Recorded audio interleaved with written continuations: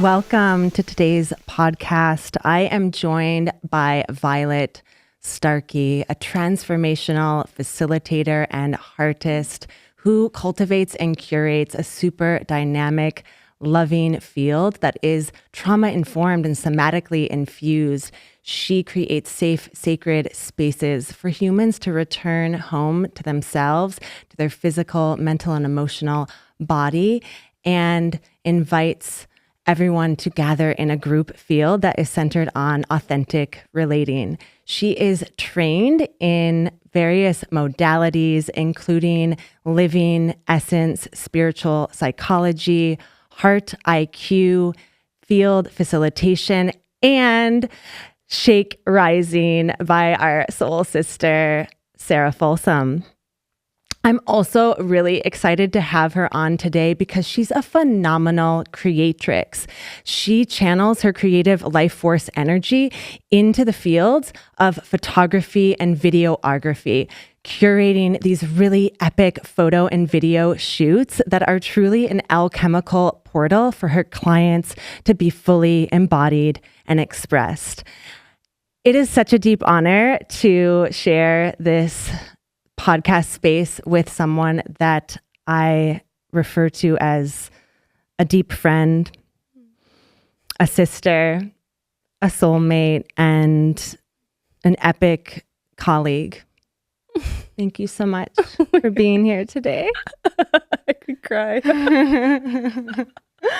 So sweet. Wow. Thank you for that introduction. My heart is just like feeling so viscerally warm right now. Yeah. Thank you so much for having me. Yeah.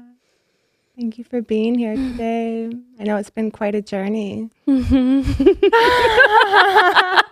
here like on this epic full moon lunar eclipse, right? This blood moon, and there's so much happening in the field. So I know there's a lot for us to go into, but I really want to start with creating the context of how we know each other, because I feel like our story just between our relationship is really juicy and yummy and nourishing, and we met in a really special place. Yeah, we truly did. Yeah. The island of Kauai. Yeah. We met on Kauai through a mutual friend, our friend Allie McPhee, Modern Goddess Lifestyle. She's also known as Numana.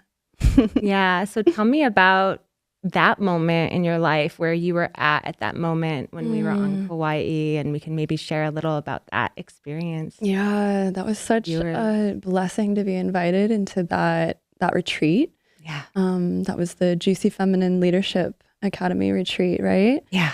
Yeah. And so I was so honored to be brought into that really intimate portal that you guys were in, just like exploring so much depth with feminine embodiment and your wombs. And Allie had invited me to film a ritual that you guys were about to dive into. And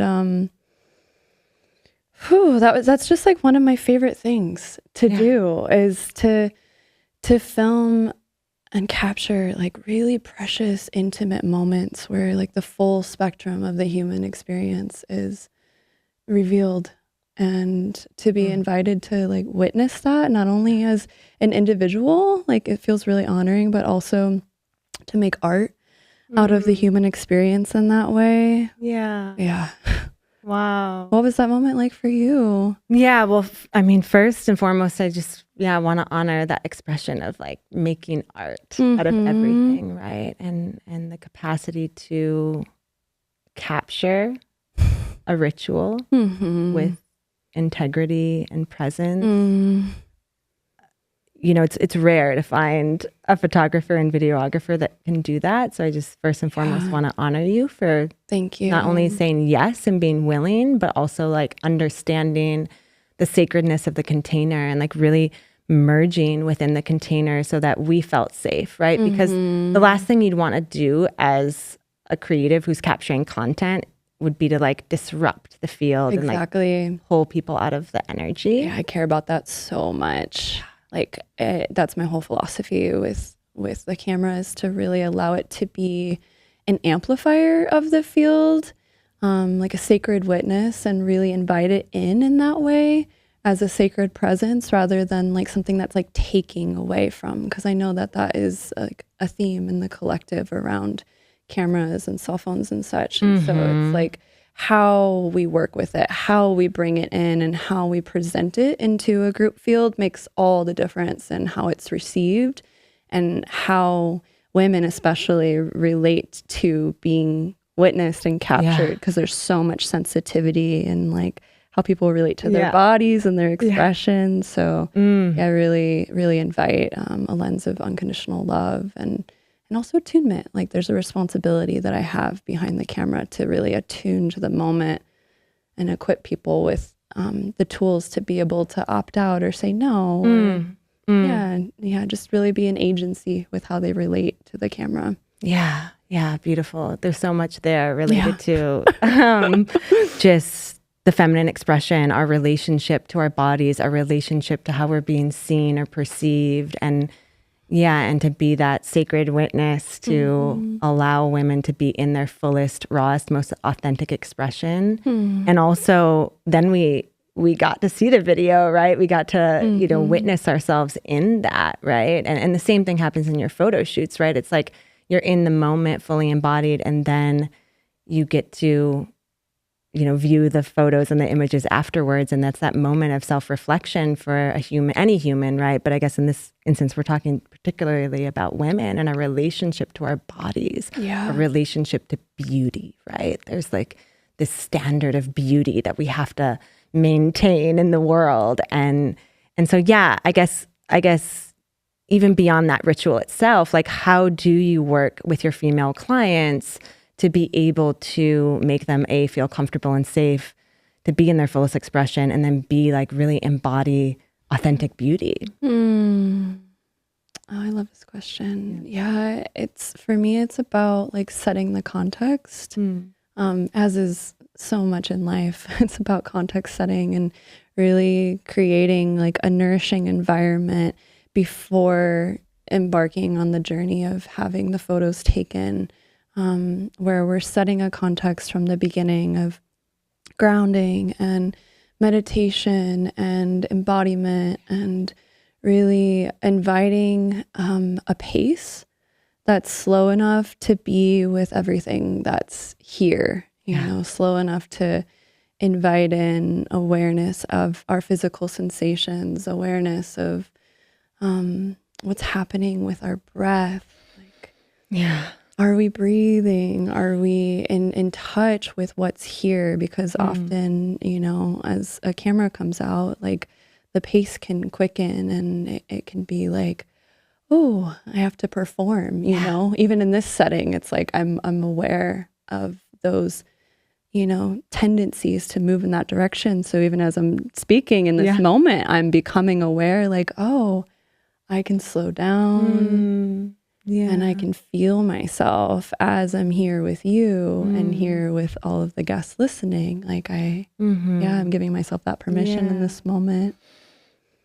I let's do this, like we're here in this moment, we're here now, and we are filming, we're recording. And so like, if this was a photo shoot, a video shoot, and I was your client, like guide me through that experience, how would you prepare us to show up in our authentic expression? Let's do it. I need it, right? I need it right now. Okay, let's go. I need it. Like, let's be here now, right? Totally. Okay. Yeah. So it's emergent. Everyone is different. There's not like a script or anything, but I'll just tune into what feels natural here. Ginger tea. Ooh, thank you for the ginger, Tom. Thank you for the ginger tea. Okay. Okay. So Let's invite us to start with 3 deep breaths. Deep breath in. Audible exhale. It's so natural for you. Deep breath in.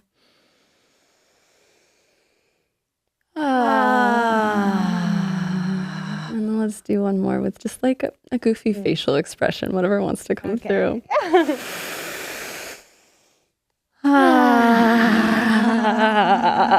Yeah. Shake. Get some of the energy out, right? Being in our bodies and just welcoming presence. Maybe we might like feel our skin.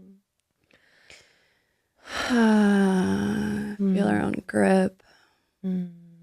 Just like creating that somatic sense of safety, however feels true for you in this moment. For me, it's holding myself and putting like one hand under the armpit and the other one on my shoulder to just really feel like, I've got you. I've got you, Violet.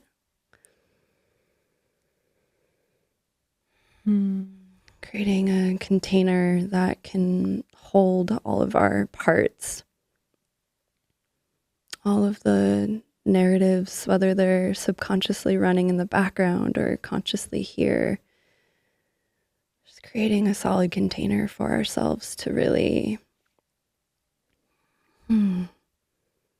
anchor into that sense of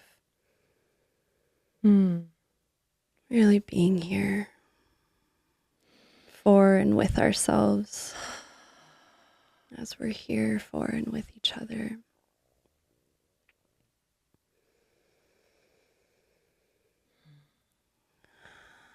And then just invite us to notice what's happening internally, what sensations we notice, and any emotions or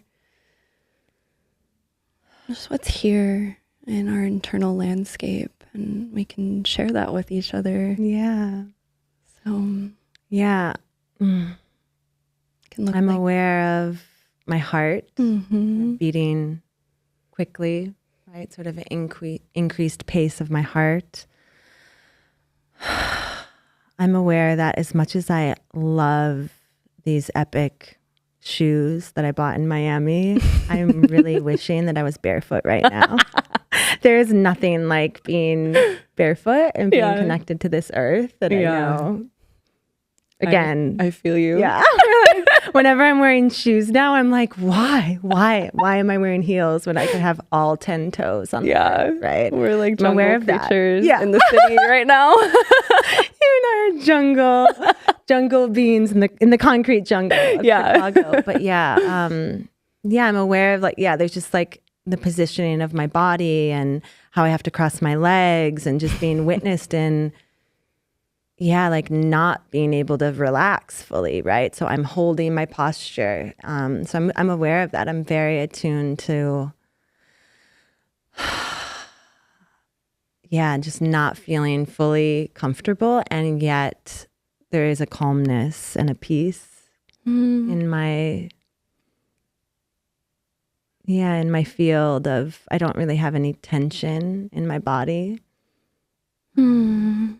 Yeah, my awareness of being here with you and the love I have for you. Yeah. Hearing that, I notice like a radiance, like a feeling of like radiance, almost like sunbeams, like emanating from my chest during that last piece. and also like I was noticing as you were speaking, like this awareness of like the tightness of my shirt and like this narrative around like all the things that we do as women to like enhance our form. And it's like, it's art. It's so beautiful. And there's a whole array of experience behind that. Yeah. And I'm aware of my breath, and I'm aware of this cozy chair and the texture of it. I really like these chairs. Teddy bear chairs. Yes. Teddy bear chairs. Yeah. And so as I name all of this, I just notice myself like sinking in more and becoming more present, and I can feel myself relaxing into the experience more. And there's like a going back and down and in. And like a curiosity around what's to come. Yeah. Lovely. So beautiful. Thank you for sharing that. So yeah, I call that felt sense awareness as a somatic practitioner. And yeah, I would just love to hear, like, for followers, listeners, you know, humans tuning into this for the first time, feeling like, what is that? What did you just do? Like, tell us more about the methodology behind the practice and maybe where you learned it. Yeah.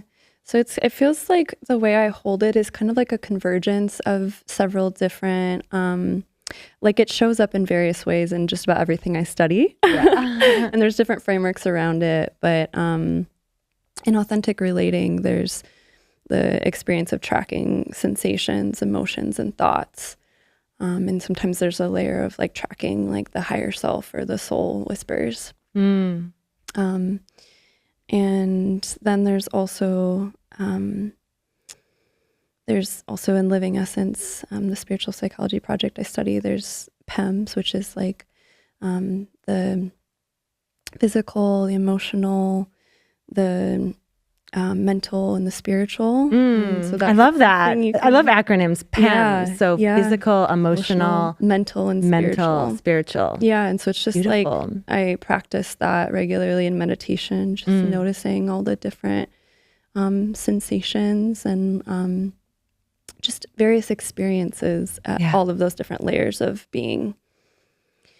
And then, and then there's also the practice of ERAP that I learned from my teacher, Rachel Rickards, who facilitates field facilitation and emergent group spaces. And I really like to play with that version when I'm facilitating in order to really drop people into the soma, into the body.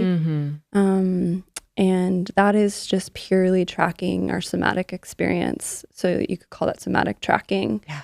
And that is just like purely the five senses, the movement impulses and sensations. So you take out the emotional and all the other layers, the thoughts and all of that. We kind of did like all of it. Right. But I really love just purely somatic tracking because one, it's challenging. It's because we're so quick to put a label on the data that our body's communicating. Like when we say like we're angry, it's usually like accompanied by some sort of like fire rising inside, like maybe like an increased heartbeat or like sweaty palms or like heat, you know? And so it's like, okay, let's reverse engineer that. Like, how do you know you're angry? And if we can, you know, in a moment of conflict, like describe the sensations, it can really redirect the energy from like projection and like defensiveness and that whole like drama triangle thing, and actually just create a shared reality of like, this is my experience and I'm owning and revealing my experience. So you can kind of come in to my world a little bit and just see what's happening in the whole constellation of my being. Wow, that's exquisite, right? Because often there's a projection and a story, right, behind the statement, even I'm angry, versus like you said, if you take away that emotion and you're just dropping into the sensations, right? Like what is the sensorial experience? Yeah.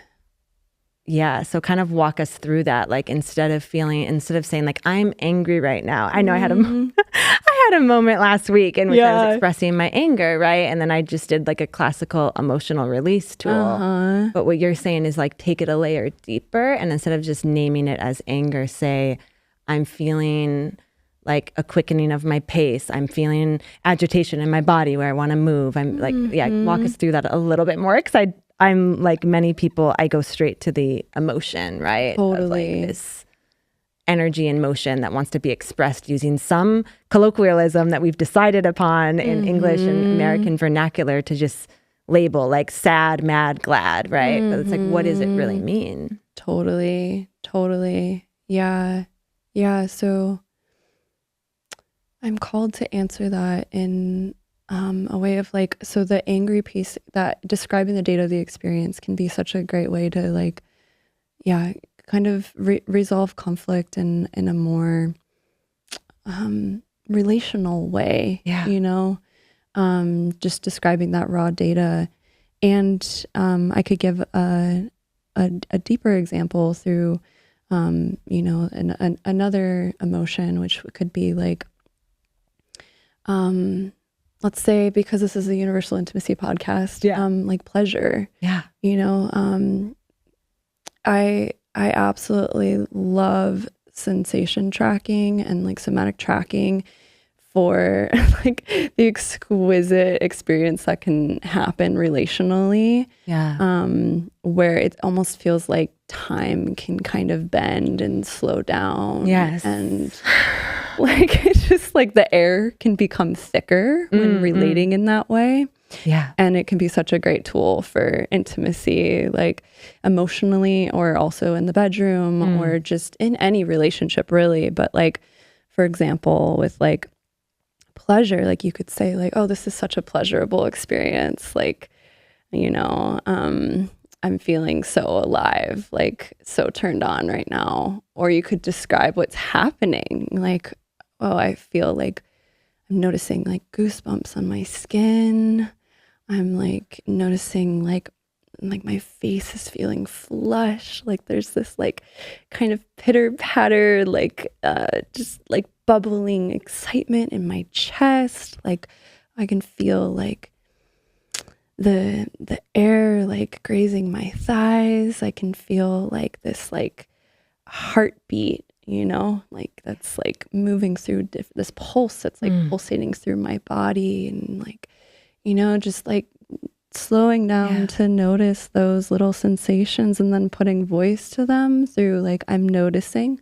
And then the other person can say like, hearing that, I notice. And it's like this, you know, bouncing back and forth. And it just like, I notice that when I do that with people, it just like takes me deeper and deeper and deeper. And then it's like, whoa, what world are we in right now? You know, I'm like, I'm noticing that. I love that. Thank you for bringing it back to pleasure. As you know, I'm trained with Layla Martin, who's a somatic sexologist and love sex and relationship coach. And this is a huge pillar of Pravita method coaching that people aren't fully aware of, you know, is the field of somatics and this field of tracking and really coming at it from pleasure, right? Because let's face it, like our world is hard and we really illuminate suffering in our world more than pleasure, right? The news focuses on suffering and all the bad stuff. So like some people can get really good at naming the sort of negative or lower vibrational emotions, but they have a much harder time at articulating, communicating, and describing what they're feeling in their pleasure. And so I 100% agree with what you're saying about like slowing down and really noticing as a medium of expression in partnership, right? To like really get juicy and feel that connection. And what I think is really beautiful about that is you can start to notice the correlation between what you're feeling in pleasure and what you're feeling in pain, right? And what you're feeling. So like a lot of times when I'm in a field of arousal, I also am feeling kind of like sick to my stomach, anxious, right? Like this feeling can come over me of like, sometimes it's like an overwhelm. Sometimes it's just like a nausea. Sometimes it's like very parallel, like anxious and being anxious and being excited are like very common sensations. So to get really good at being able to identify and decipher the nuances. Totally. Right? Totally. Yeah. And to recognize like, just how thin that line is between pain and pleasure, or between like a suffering experience and a pleasure-based experience. Totally. Oh, I love this topic too, because it kind of leads like where my brain goes is like, oh my God, that line is so thin, and the sensations can be so similar that like, how can we actually, through this practice and through our internal awareness and how we orient our attention, actually move the needle from pain into pleasure, and from like anxiety into genuine joyous excitement, pleasurable excitement, through just making subtle shifts in our physiology and how we're holding our body, how we're relating to our experience internally.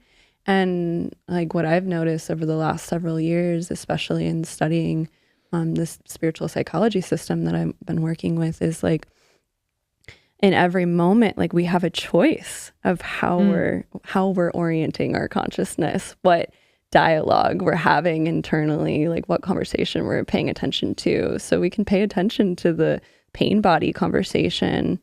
And it's necessary, I think, in order to get to the pleasure, to acknowledge and hold loving space for that.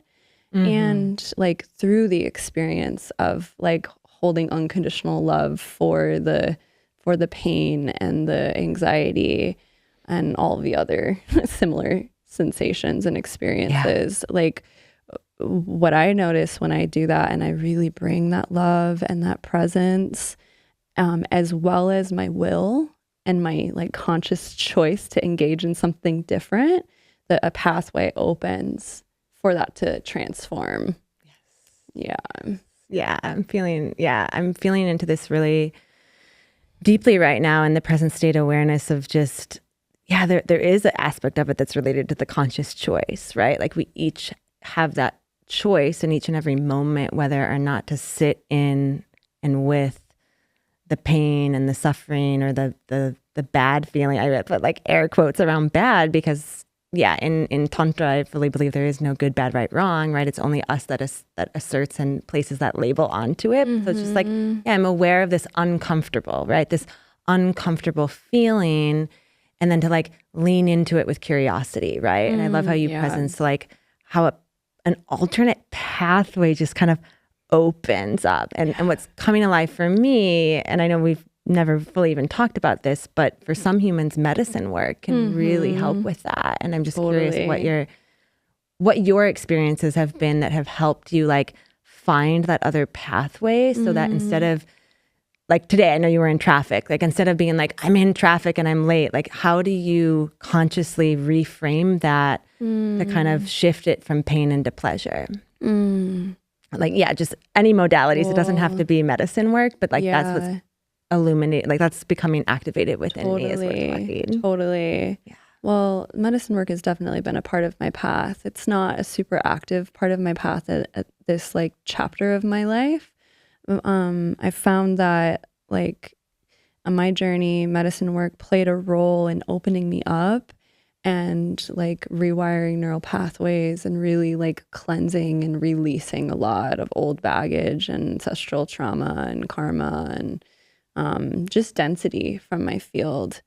And then from there, my path led me more into, the realms of accessing those enhanced, heightened states of consciousness through meditation and through like emergent group fields. That's really where I've experienced a lot of like psychedelic like consciousness, really, like without even the assistance of medicine, like we were talking about early, like the somatic tracking, and just really there's like so much data and information available in every moment, that when we just attune our awareness, it can feel like a borderline like psychedelic experience. And often for me, it's like, that's what I'm seeking through, plant medicines anyway. So it's just that luminosity, that clarity, that like heightened state of consciousness. So I work with that a lot, with tracking my somatic state, and also like loving presence. That's like one of the absolute biggest things that I practice regularly, is just creating a field of loving awareness around the totality of my experience, all of my sensations, thoughts, emotions, and noticing like when I'm not in that state, and then pausing and slowing down enough to be like, okay, like what's happening, and then And then from there, like a little bit of parts work often will show up, just Yeah. like creating space for my inner child or whatever part is active. It could be like an inner rebel, like a jaded part, my inner teen, whatever, my inner critic, and just, I don't need to know what part is talking as much as what matters is just the dialogue and the narrative that's happening. And when I can slow down enough to listen to that, there's a lot to then work with to start to shift out of it. Or just bring love, presence, attention. That part feels heard and met, and then we can shift into something else. And that can happen even while driving. Yeah. Beautiful. I love that. All right. So you mentioned 3 practices. They're all really potent and epic. So I kind of want to deep dive into each to really illuminate this for our audience and listeners. So we'll pin and go back to loving awareness and parts work, also known as IFS. Let's start with this concept of, you said emergent fields, which I would call immersive fields, right? When I'm in an immersive container, which is akin to a medicine journey. So tell us a little bit more about, because again, I say immersive and you're saying emergent. And so I'm like, I'm leaning in with curiosity here of like, ooh, yeah, emergent fields. Tell us more about that. So the way that I relate to that is really like it's about the presence of the current moment that's here. So emergent group spaces for me would be fields that are really anchored in the present moment, and somatics is a huge part of what makes that possible, because it's like what's here now, not what was happening, before or after this experience, like what's arising, and then being attuned to what's wanting to be born from this unique moment.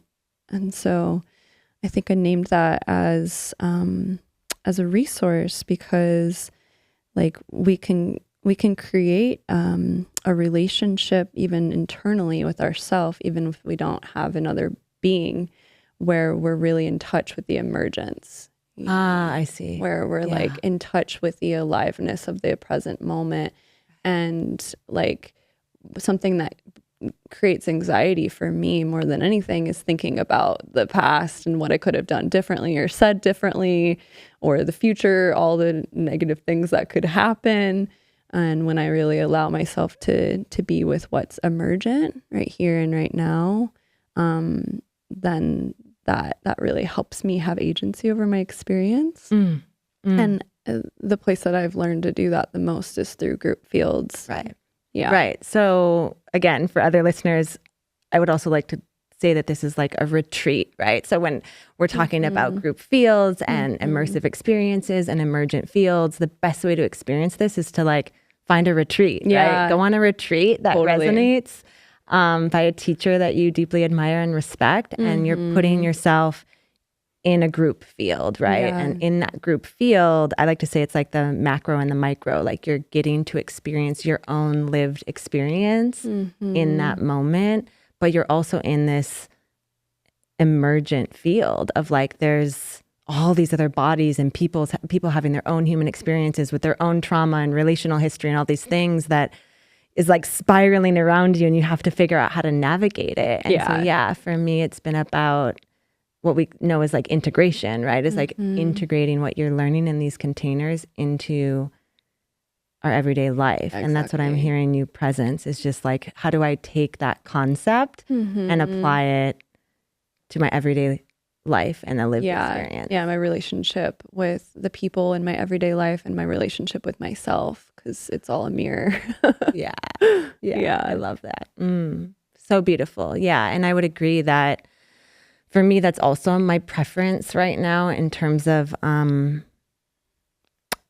like becoming not only, I would like to say like more activated, more illuminated, more inspired, more like lit up by life is an emergent group field, not a medicine journey, right? Like it's like you can, like you said, it is akin to a medicine journey. You can get a lot of downloads. You can carve out new neurological pathways and yeah, I'm with you on that. Like I've done some medicine work, but yeah, my preference are these like immersive ritual-based containers.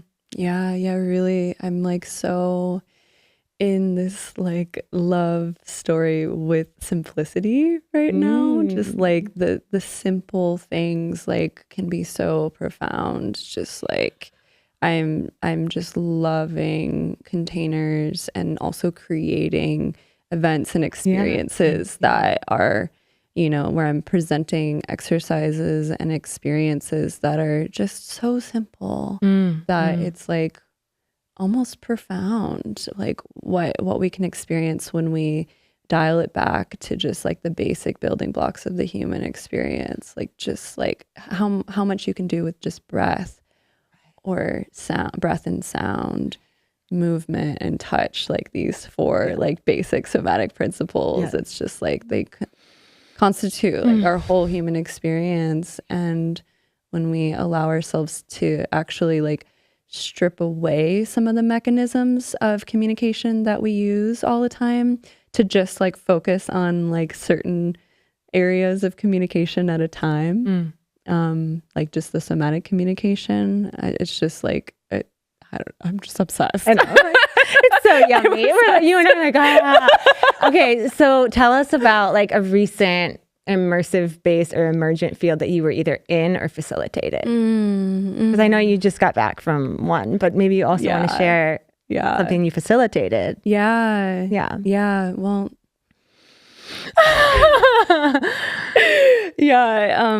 just a couple weeks ago, probably not too far from here, I facilitated the third version of the Dance of Relating workshop that you attended the first one, I believe. The contact dance. Yeah. It was a Dance of Relating. Dance of Relating, so it's a convergence of contact beyond contact dance with authentic relating that my dear friend Matthew and I have woven together our different modalities. And so I bring a lot of somatics and authentic relating prompts into that to create a lot of interpersonal just intimacy, like somatic and emotional intimacy. And also he brings the contact dance, and we kind of co-create new exercises that blend the use of our voices and our relationship to our bodies with dance and movement and touch. And it's so fun. It's so fun and also so profound. What happened recently that just came to mind when you asked was I guided this exercise that I learned from my teacher Rachel, who I already mentioned. And we also did it in Heart IQ with Christian Pankhurst recently too. It's called the Soul Kiss. And I love that. The Soul Kiss. And it's really about exploring what happens when we move closer to one another from across the room. Yeah. And like sensing in with our awareness to the like invisible field of energy, and the points at which like our auric fields like come into contact with each other. It's like we all have these fields of consciousness around us, right? And it's like it's physical, it's etheric, it's energetic. It's alive, it's energetic. Yeah. And some of us are more attuned to that regularly than others. But when I present this in a workshop, it's like everyone's having an experience of it in some way or another. Yes. And the body is, like what I do is I invite people to just name, like what we did earlier with somatic tracking, just like name what they're noticing as they get closer. And it's so wild, like how much we experience as we come closer and closer into contact, and we're just bypassing it all the time. It's happening all the time. Yeah. You know, when we walk into a room, when we meet someone for coffee, when we hop on a Zoom call, I know, right? when we see our roommates in the kitchen in the morning, it's like we're having this whole whole huge, vast array of experiences internally, but we're just not focusing on it. So I love giving people the opportunity to focus and attune their attention to that, and then share what they're noticing as they get closer. Wow. And then also sense in for that point of distance where it feels like, oof, I just felt something happen right there, where it's like, oh, we just locked in. And this is where the place somatically where I feel the most connected to myself, and I feel the most connected to you.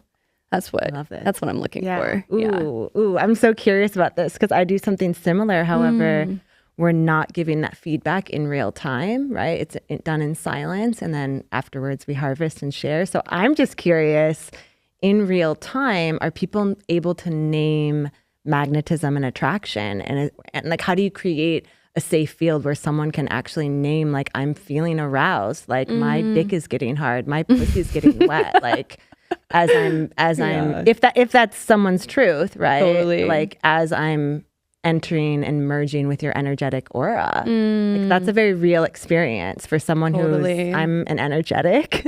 My erotic blueprint is energetic. So like I literally can get aroused just energetically by merging with someone's energetic field without touch, without exchanging words. So like, is it okay to name that in a space like I can't say what's okay and what's not for anyone. You know, I feel like it's like, since it's emergent, it's like, it's going to be up to the people who are sharing to attune to what feels appropriate to share with each other within the context of their relational field, and also within the context of the workshop itself. So like if it was more of an erotic intended workshop experience, and I brought that in, it would probably elicit like different flavors like that, you know, and it would be within the context of the field for that to be named. And people who are feeling that might feel more liberated to share that if it's a part of the intentions of the space to reveal that. And in other contexts, I just imagine that people would be less likely to share that if it wasn't more of an erotic workshop. Sure. But like if they did, that also, like I wouldn't say not to you necessarily. It's just about attunement, really. And like that's my whole intention in slowing things down enough, and really like I invite a lot of breath, a lot of presence, and there's a lot of like setting up the context to help people get in touch with their experience, which when we're attuned to each other, we're naturally more attuned to the other person. And so from that space, it's like we're not just dumping our experience onto the other person without care of how it lands. We're actually like noticing like what's happening in me, and can I reveal this, lean into the edge of revealing this, while also like I'm feeling you and feeling into like how this might land in you and how this might affect our space. So that's so beautiful. Feels nuanced. But I was gonna say there's a lot of nuances there, and I really honor you for creating those safe spaces, right, for humans to explore and express intimacy and authentic relating in these ways, because I do think, there's this pejorative context with intimacy, right? And, as you know, like, we'll get into universal intimacy, but there can be a projection that people place upon intimacy, or I'm sure even in this like dance of relating where, there's that sort of heteronormative projection that's put upon, okay, I'm going to be in a space with men and women, and therefore I'm here to like find a partner or, feel into my attraction or magnetism to somebody, right? It's like, that's just part of our human experience. And so, as a space holder, facilitator, like how do you're aware of that, you're attuned to it. It could be there in the space. And like, how do you, I'm doing like a lot of hand movements because it's like, we're like these maestras where you're like, you're aware of it, you're attuned, you're like aware of like where do I have to contain this? And where do I allow this, the capacity to expand and express itself and be known?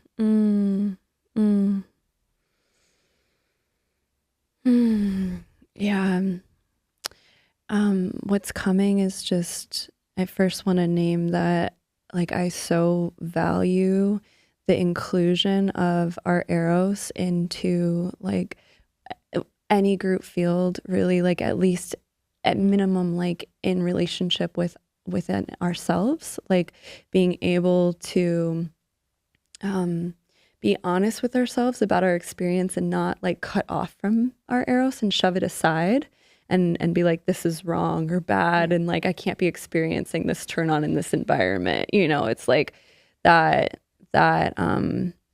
really important to me, to empower and create contexts where people can be in relationship with their life force energy.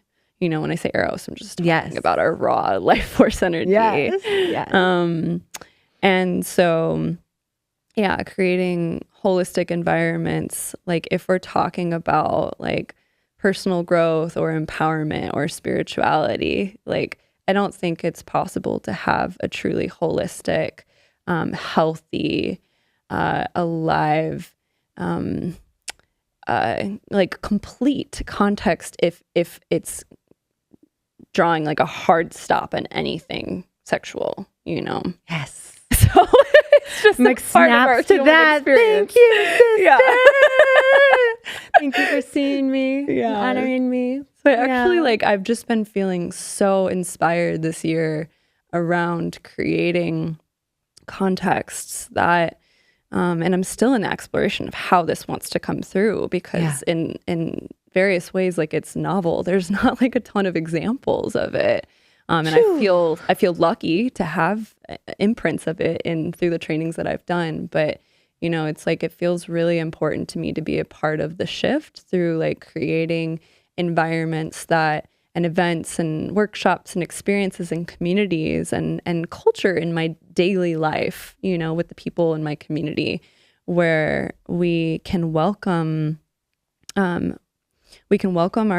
eros and like be honest about what we're experiencing, you know, be empowered in our sensuality and our intimacy with life, and with each other in a way that's also like, it doesn't have to be the focus. Like I don't want that to only be reserved for like intimacy, intended gatherings or like erotic events or, you know, like temple nights or whatever it might be. Like, it's so important to me to have just like hints of that essence, our sensual essence, like welcomed into everyday environments and contexts. And so I'm really like in that inquiry, and that discovery and that empowerment journey within myself. Thank you so much for that. Yeah, for being in that inquiry and feeling into the synergy, right? And the elemental nature of it, right? Because I agree, to be involved in spirituality, up-leveling experiences, you know, like you said, growth, development, performance, it's essential that we do not cut off our sacred life force energy. It's like everything is acceptable and accepted at the table except for that. And those are the spaces in which I get very uncomfortable as an Eros priestess, right? It's like I'll be in medicine ceremonies and you can be crying, puking, screaming, but if you're orgasming, you're escorted out of the maloka. Like that expression of the energy isn't okay here. You can be puking, you can be screaming, you can be crying, but you can't be in your bliss. It's like, what message is that? So tricky. Yeah, like what message is that sending to society? Yeah, it's such a nuanced journey because there's so much conditioning and trauma around sexuality and so much repression that it can be so activating for people to be in relationship with orgasm, with sensuality, with you know, even like someone twerking on the dance floor can be triggering for some people, you know, and it's like, oh, there's so much there. I know there's one. Let's talk about Shake Rising, because like I know that again, we didn't even fully go into our shared experience on Kauai, and I just want to like pull that thread through of meeting on Kauai in the context of a sacred container, an emerging field, an immersive container, priestess focused, female womb healing focused. And then fast forward, what was it? I mean, it was just a few months ago. It was just in the winter months here, where I was going to Ladi Han, which is a beautiful neo-tantric practice hosted by my friends Andrea and Letty. And like I ring the doorbell and like you answer the door. And I was like, here in Chicago. And I was just like, we were both like, what? I was like, what? I was like, I think like my whole, like my mouth, my jaw like dropped on the ground because I thought you were on Kauai. Like I had no idea that you were even here stateside. And like, I had no idea that you lived here either. I know. And it was just like one of those like beautiful synergistic moments. Like, of course you'd be like at Ladi Han. Yeah. But yeah, so that through line though of, and like another shared experience we had was on Kauai, you know, ecstatic dancing and really like that was my awakening into becoming embodied was understanding that I could sort of like get high on my own supply, right? Of like just via my breath, my sound, my movement, I could feel into those peak states of ecstasy. And B, it was really my awakening of the goddess and my relationship to the divine feminine and priestesshood when I met Shona. Do you know Shona, right? Of the Rose lineage and Ashela, and like got really into these embodiment practices because growing up in the Midwest, which I know we also have a shared thread on that as women, you know, if like growing up in the Midwest, if we were dancing as women, like women would go out dancing and it was purely done normally to, you know, attract the masculine, right? Like women would just be dancing kind of in a seductive, sexy way. And it was very clear that like, oh, she's trying to like get a man. There's an agenda attached. Yeah. Yeah. And so this was my first time witnessing women dancing just to dance, right? Dancing for themselves and feeling into just how empowering that is. Totally. And it was brand new for me. Wow. It was totally brand new for me. So it was a really, just critical part of my journey. And so I would love to hear about your relationship to movement and why you did Shake Rising and embodiment and maybe even weaving in growing up in the Midwest. Oh my gosh. I love hearing about this part of your journey. I'm so intrigued. Yeah. I mean, I've always loved to dance, but like growing up in the Midwest, it was like, I remember I went to a dance school from like age 5 until I was like 12 or something. And then I like auditioned for like the school dance team in middle school. Oh, wow. And I had no idea. well, I got totally freaking crushed by that experience. Really? Because like I went to like a school that there was like a lot of rich kids and I lived on the less wealthy side of the train tracks. And so we couldn't afford the same like level of dance education as all these other girls were getting. And so that really left this imprint on me of just like, oh, like, I don't know if I can dance in the same way, you know, or like, oh, maybe I'm not the best dancer. Yeah. Like totally not true. Like it lives in me. We're all born with the ability to dance.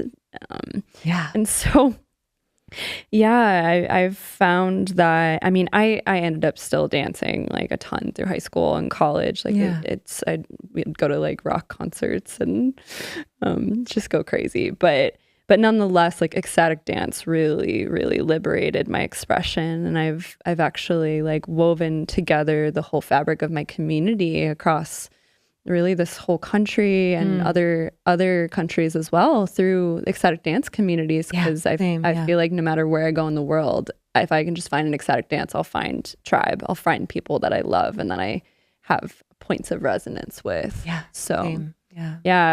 it really, what I love about ecstatic dance is it's so much about just free expression and like there's no dogma, there's no like this way to dance or, you know, form. It's just really about letting the music move through your body.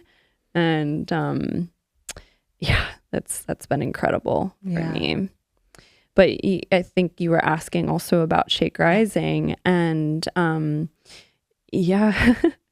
so Shake Rising, as you know, it's a spiritual movement practice where we move through the chakras and there's affirmations, there's, you know, a lot of sensuality, there's a lot of like intention involved behind it. And so in learning to facilitate that, we learn to facilitate all of the movement in alignment with the chakras so that we can really free whatever energy or stories are like we're holding like in our root in relationship to survival, to security, or in our crown in relationship to spirit and to God, or to our soul's path, and everywhere in between. And so it's like these repetitive movements that help somatically work out the stories, and then also program in new, more empowering beliefs in each of these areas of our life. And how cool is it that our somatic experience is so connected to our energetic experience of life. Yeah. So yeah, I love that. But share a transmission on twerking, right? Because I know, I mean, you presence that, and it's just like, it's one of those things that, yeah, there's so much there, but what people don't understand about the origin of it related to indigenous tribal cultures, as well as the root chakra healing, right? And releasing trauma that's stored in the hips and the totally. Well, I'm not an expert on its roots, its origins. I've learned about it in the past, but I couldn't give you the perfect transmission of it right now. But I will say that the way that we hold it in Shake Rising is as a way of really like releasing stored energy from the body. And it's also just like so fun and sexy and liberating. And like, it's just, our bodies want to move in this way as women. Like, you know, it's like, there's a reason why so many women have started to twerk in the last like decade or something. Like it's just, it's like the body is like, I think there's something happening with women reclaiming that movement. And also like I just noticed like something parallel is happening with like there's a rise in our ability to shake and like the interest in shaking, because it really does like release stored trauma. Like that's there's a link with somatic experiencing here that we talk about in Shake, because when any animal in nature is injured, what they do to immediately after injury, like most animals will shake, you know, and so it allows for that energy to not get stuck in the body and to not like form a new like unhealthy pattern in the body around it. And so yeah, we use like all kinds of shaking and Shake, but you know, we're also having a freaking blast and loving being in our bodies and being like centrally empowered. And so yeah, it's fun. Yeah, it is so fun. I love that you did that. Yeah. I mean, you've done so many trainings, right? And in so many of these immersive emerging fields. And I really would love to hear how you've woven, I mean, you touched upon this a little bit, but just like weaving all those different threads together into what you're currently offering and how you're showing up as a facilitator and as a creatrix. Yeah. So there's kind of two main pillars that I'm holding right now, and that's my photography offerings and also my group field facilitation offerings and events. And my facilitation finds a way to weave into my photography as well, because it's just who I am, and it's also how I like to set up the space. So, you know, we sort of touched on that earlier, but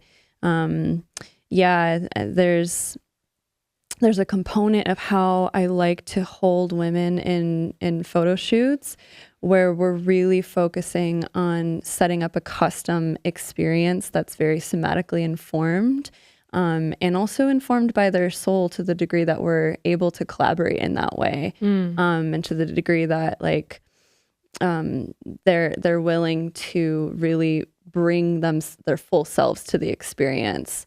And so, you know, I create like custom experiences for each woman to begin the photo shoot with embodiment practice and meditation and grounding, and really just dropping into presence with themselves and their intentions, and also with me, because it's a relational experience, you know, like I don't want someone to just pose in front of the camera, you know, and try to just get the form right. It's really important to me to capture someone's authentic essence, who they truly are, and have that be reflective of who they really are in real life.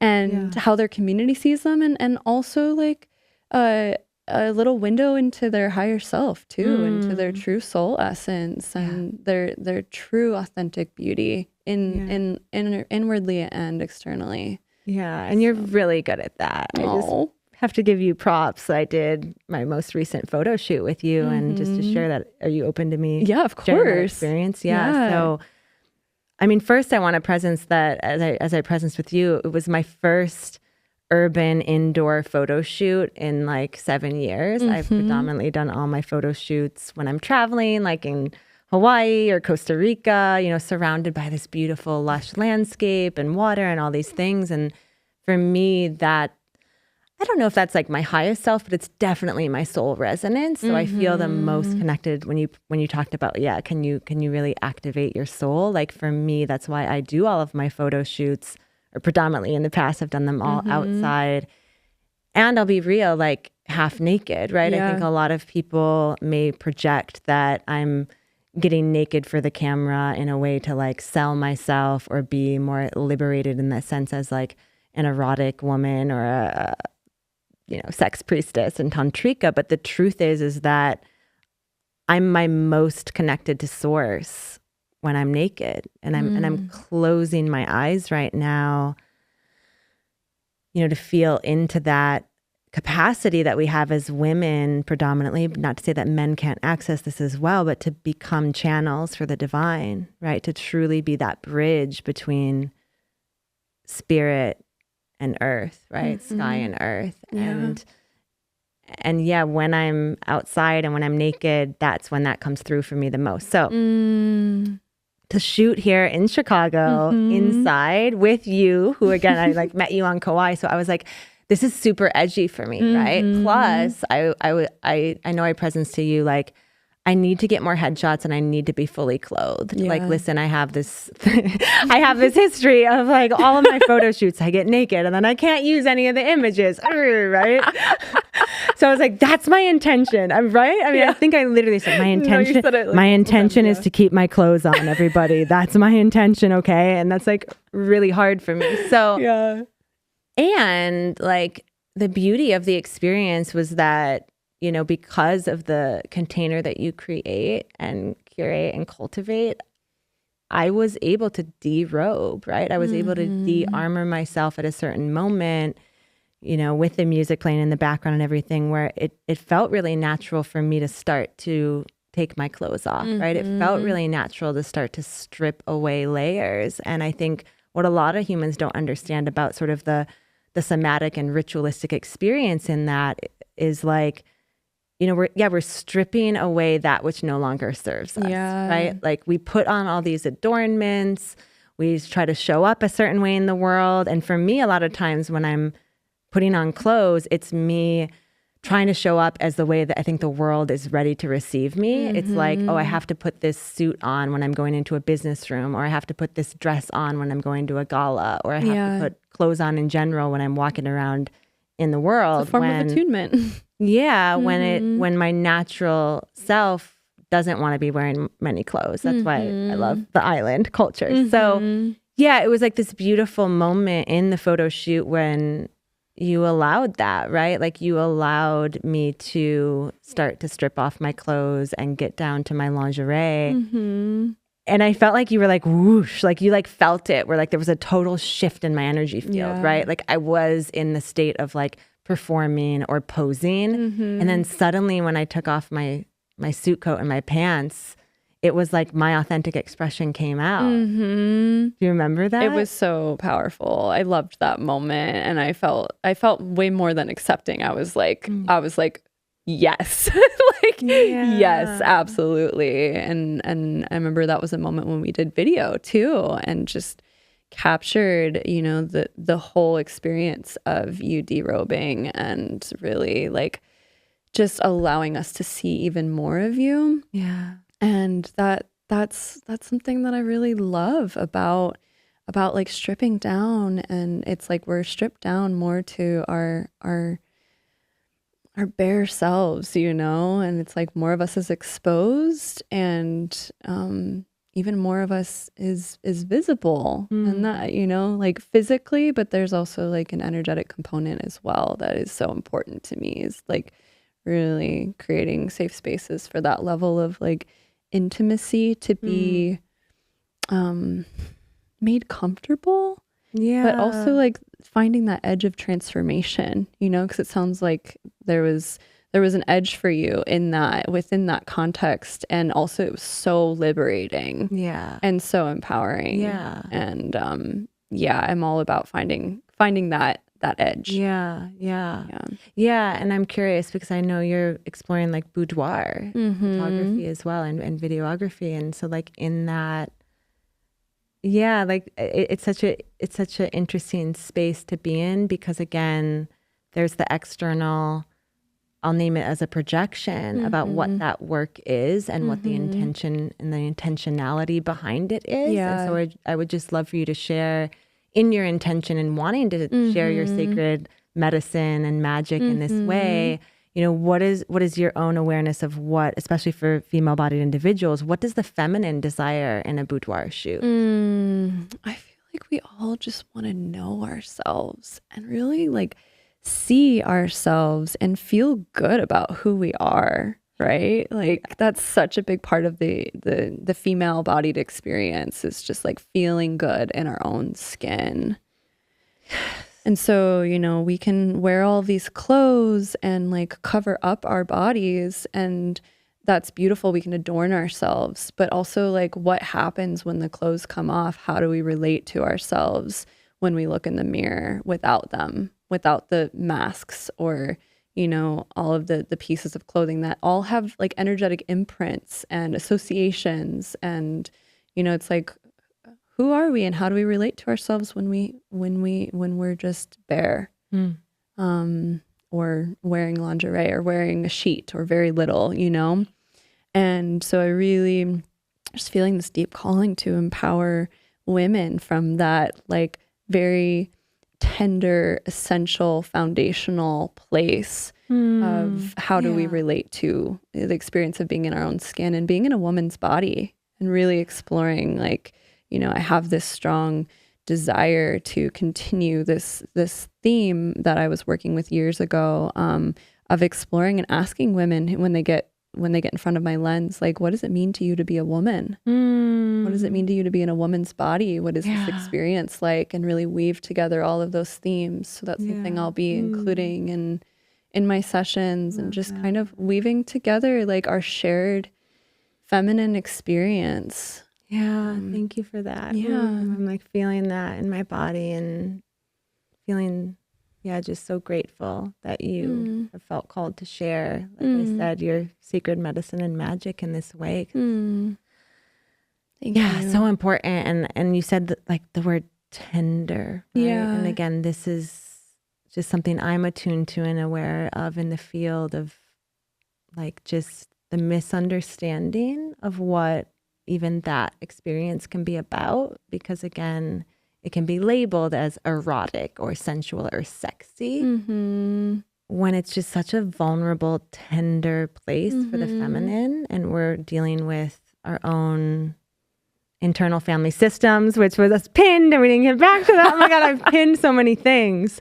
Yeah, we can be dealing with so much. Yeah. So now weave in the second pillar, again, just to round this out, the second pillar, which is your group facilitation. And I know it's all, we're both weavers, so we're constantly like pulling threads and weaving. But yeah, I want you to touch upon the second pillar of your passion right now, which is, group facilitation. Yeah. Yeah, it's really like there's just this theme in me right now arising around just like soul embodiment and relational embodiment, and creating a sense of agency in our experiences, whether it's in front of the camera and how we present ourselves to the world, or how we relate to ourselves, or how we relate to ourselves within relationship.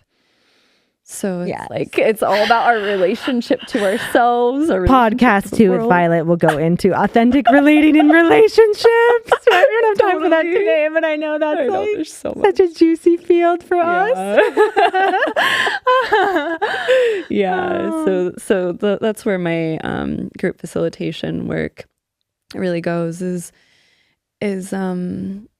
empowering people with tools to have, I almost want to say, like corrective relational experiences. You know, we have like all of these challenging imprints from most of us, from our parents, from society, from going to public schools, or just being in the modern world, and we can carry those subconsciously and like really contract and feel limited in how deep we can go with people because of them. And so, you know, there's I got this testimonial last week from someone who came to my most recent workshop, and he said that he experienced more breakthroughs in that 4-hour workshop than he had in like many years of therapy. And I was just like, that is why I'm doing this work. Yes. Like, because there's something so unique that we can touch into, and that has the opportunity to be healed in a group context where we're being really vulnerable, where we're sharing our experience, where we're really going there together, where we're like finding that edge of growth in a safe and comfortable way, in a brave way. You know, I can't promise safety, but like I can promise that I will be like attuning to how to lead the group in the best way possible to the greatest and highest outcome for everyone. And like, I just want people to feel like a sense of belonging in the world, in community, in relationship with themselves, with the planet, with each other, you know, and be able to really find love, not just in romantic relationships, but in every area of life. Okay, so going back to a couple points that you mentioned that we pinned just to make our viewers and listeners aware, you mentioned parts work. What is parts work, and how has it helped you on your journey? I learned parts work from my mentor, Scott Hamilton, and he has a really unique approach to parts work. It's often learned through the lens of IFS, internal family systems, as you mentioned. And what we do in Living Essence is we essentially get in touch with various parts of our subconscious self, which can include, you know, our inner child, our inner teen, all the different ages that we've been, as well as like even past life parts. And we can open a dialogue with these parts of us. And with Living Essence, what we do is we also bring in the awareness of the soul, you know, and we spend a lot of time cultivating a relationship with our soul. And that can mean so many things. But there's a unique, really just gorgeous experience that I've learned to cultivate with my soul through this work. And we essentially like team up like our conscious self, you know, like the whole Violet personality.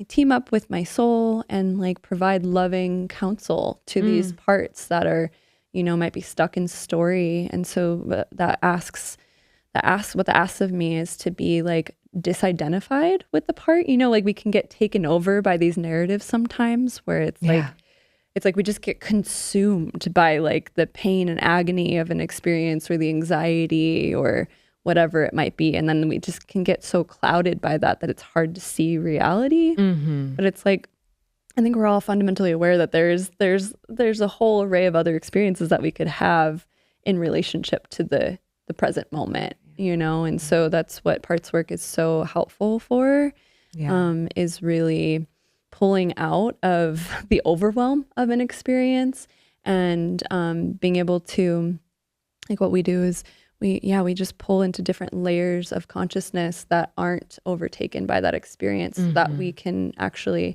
have constructive dialogue with those parts of ourselves and forge a new pathway forward. Yeah. And I've found that parts work really becomes essential in relationships. Yeah. Right? Like it's very common when you're in a close, intimate relationship with someone, a partner, a beloved, wife, husband, girlfriend, whatever you want to call it, where something gets activated. And then, you know, if you can name it as a part, like, okay, I'm feeling into my inner child in this moment, or I'm feeling into my rebellious teenager, I'm feeling my inner critic or judge is coming online. And then you can really, when you're in relationship with someone and you make them aware of your parts, then they can also begin to notice them as well, right? And say like, I think your rebellious teenager is coming online. Do you really, I like to use this expression of like the driver's seat, like who's in the driver's seat? Like, do you really want them driving right now? Totally. Right? And then we get to decide in each moment, like how you said, how to meet that part, whether it's conscious or unconsciously, to consciously then sit at the table with them, right? And maybe the inner child needs the inner mother or father to like give them a rub on the back or something, right? Yeah, Metaphorically, we often just need like some loving presence and affirmation.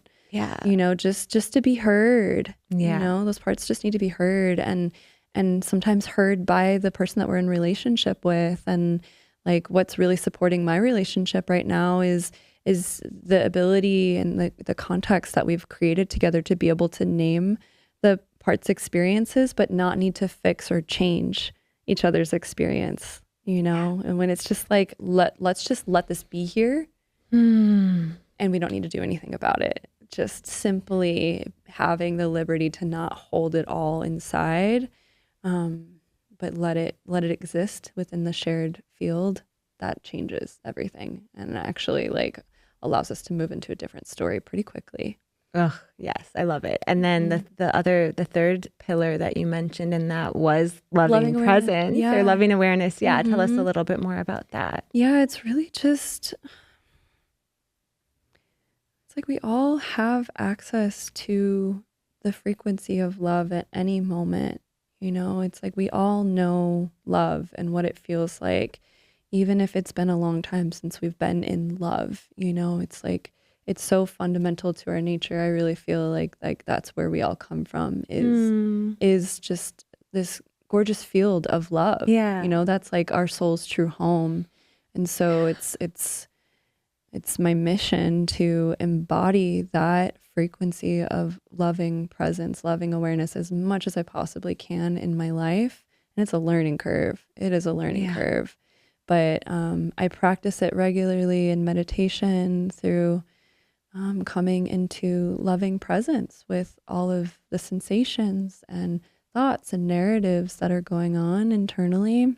And also doing my best to exercise that when I'm like triggered or challenged with another person, just like bringing them into a field of loving awareness within myself, and really exercising being in relationship from that place of it's just like an unconditional acceptance. Yeah. You know, and we can't force it, because then it that doesn't actually feel unconditional, you know, but it's like, it's a gentle movement of consciousness where I experience it as kind of like when I go in, I experience it as this kind of, I don't know, like this like field, this bubble around my body that's just holding the totality of my experience with me. With love. With love. Yeah. Yeah. And I want to interject a little, only because you said, I feel every human knows this. Every human knows what it's like to be loved and feel love. And I would assert that they don't, unfortunately, right? So many humans are born into trauma, are born into families that they don't know love. They weren't born in, through, by, and for love. And so how would you guide a human that would kind of push back on you and say, no, actually, I don't know love. I've never felt loved in this existence.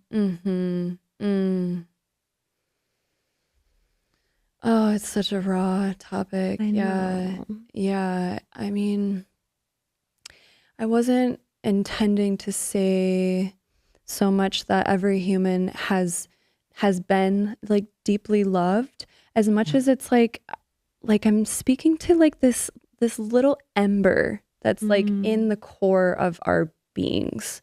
When I say that, like, it's like there's this somewhere inside all of us is like this little ember of love that just exists as an inherent part of our true nature. Like there is no experience of being in a human body and only ever feeling pain or dissonance. Like there is like inherent pleasure, even if it's just like eating a sugar cookie or like, yes! Like being in the sunshine, like, and our consciousness might be still attuned to suffering, but there's love in everything. Like there's like love in the sunshine. There's like love in the rain. And, it's like when I'm speaking of love, I'm aware that there's like fundamental challenging relational experiences, but also like there's like a spirit in love that that I feel like it runs through the fabric of everything. And so I would really take an approach to working with them, probably of just starting to very gently attune them to their sensations and to all of the resource that is in the room, all of the safety and the beneficence that is here in this current moment. And it would be a slow, gentle, attuned journey to wherever they're at. But I think that experience of relational love opens up more and more the more that we can feel safe in our bodies and on this planet. And to be able to experience, guides like yourself and humans that are trained in a variety of modalities to create that field of love, right? I feel like a lot of times what we're doing as facilitators or light workers or coaches or guides or whatever somebody wants to call themselves is really just creating that field of unconditional love, right? Of saying to someone, I see you. I hear you. I'm with you. You're not alone in this journey. You're allowed to be the totality of who you are without judgment, right? I love you no matter what you do, what you say, how you move, what comes out of your body, right? We're really just holding that because the truth is some humans have never felt that way in their lives, right? Totally. It's such a gift. Oh, what you do is such a gift. I love hearing and receiving that from you in this moment. It's just like, it feels like it really speaks to the core of how I do just about everything that I'm doing with my work and my offerings. It's like, it's as much as I possibly can from that place. Really embracing the range of the human experience and the tenderness and beauty of all the parts. And that's like, I think if anything, what I would love to like really leave people with is that sense of like, I get to really be my whole self in this life, and I get to reclaim all of these parts that like have been banished and like cast aside out of fear of not being good enough. And like there's beneficial, like life affirming energy and positive intentions and all of these different subconscious parts and like challenging human experiences. And we can play with all of it, and it just enriches intimacy. It enriches our experience of life. And we get to be all of it. I call this podcast Universal Intimacy. What does that mean to you? What is universal intimacy? For me, it just feels like the intimacy that we cultivate with the universe. Like, how do we cultivate intimacy with the universe in everyday life? And I love to do that through things that we talked about earlier on around like being really in touch with my sensations. Like, I'm aware that I'm a soul, and a formless essence. Ultimately, like, I'm not this body. I'm not this being called Violet. Like, I'm so much more than that. And there's a through line between all of my incarnations, right? Like that's just, there's an essence that's peering through this form. But like, how can I allow myself to fully inhabit this experience of being in this body, and really being in touch with all of the various aspects of this universe space, this earthly realm, while also maintaining awareness that I'm beyond it, that I'm not just this form. That's a big piece of the work that we do with Living Essence. And it really it's just so profound to hold both at the same time, our humanity and also our awareness that we're not just human too. Yeah, we're divine. We're divine. Yeah. You are such an epic source of knowledge, wisdom, embodiment practices. And there's this word that's emerging in terms of being a luminary. You have a really luminescence about you. And so I know that folks are going to want to stay connected with you, so what's the best way that listeners and watchers can stay connected with you? You can find me on Facebook and Instagram. Violet Starkey is my full name. And from there, from my personal page, you can also find my photography offerings and my events. I am currently in Chicago, but I'm going to be transitioning to Boulder soon. So excited about that. The community is so rich and alive, and Boulder. There's so much embodiment and somatic work there. And I'm really, feeling so eager and excited to plug into that network. So I'll be offering my photography, ceremonial journeys there, as well as more group experiences and one-on-one work counseling as well. Beautiful. Thank you so much, love. Thank you so much. Sad to have you leave the Midwest, but Boulder's very lucky to be acquiring you. I'll always come back as well, and I'm going to continue to come back here and host events, host dance of relating events. So thank you so much. Love you. I love you. I see you. I celebrate you. Celebrating the birth of this podcast. And oh my God, all that you are. You're just such a light in this world. And I really, really see and deeply appreciate and bow to the work that you're doing. Thank you, sister. Thank you. Hug.